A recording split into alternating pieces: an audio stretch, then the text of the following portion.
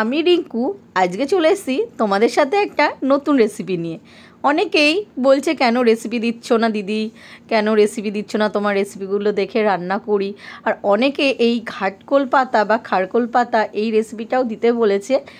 তো ভাবলাম তাহলে রেসিপিটা দিয়ে দিই। আজকে সারাকে স্কুল থেকে বাড়ি ফেরার পথে এই ঘাটকোল পাতাগুলো আমি চোখে দেখতে পাই। অনেকে খারকোল পাতা বলে বা ঘাটকোল পাতা বলে। তো আমি দেখো এই 5-8টি ঘাটকোল পাতা নিয়ে চলে এসেছি। তাকে দেখো এরকম করে কেটে নিয়ে আমি জল দিয়ে ধুয়ে ভালো করে ফুটো ফুটো থালায় ছড়িয়ে দিয়েছি আর কি, ঝরাতে দিয়েছি। তো জলগুলো ঝরে যাক। আর এই দিকে দেখো গোটা রসুন আমি মিডিয়াম সাইজে 3টে রসুন নিয়েছি।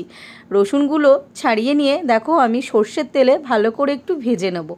আর দেখতেই পেলে তোমরা কালো জিরে নিয়েছি।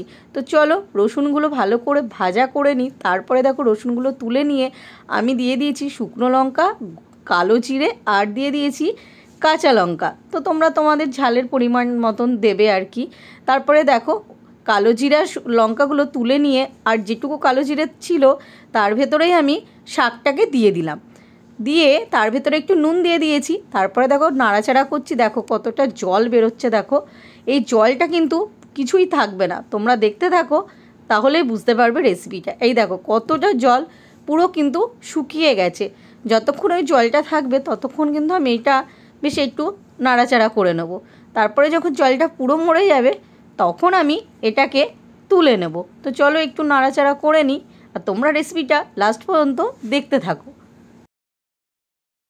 এই দেখো পুরো কিন্তু জলটা শুকিয়ে গেছে। তারপরে দেখো আমি থালায় ঢেলে নিয়েছিলাম। একটু ঠান্ডা হতেই মিক্সিদের মধ্যে পুরো পাতাটা আর সেই রসুন কালো জিরে যেগুলো আমি লঙ্কা ভেজে তুলে রেখেছিলাম সব একসাথে আমি মিক্সিতে গ্রাইন্ড করে নিলাম। আর কেউ যদি শিলে বাটতে চাও তাহলে তো আর কোনো কথাই হবে না, শিলে বাটলে তার টেস্ট আলাদা। তবে মিক্সিতে বাটলেও কিন্তু খারাপ লাগে না খেতে, ভালো লাগে খেতে।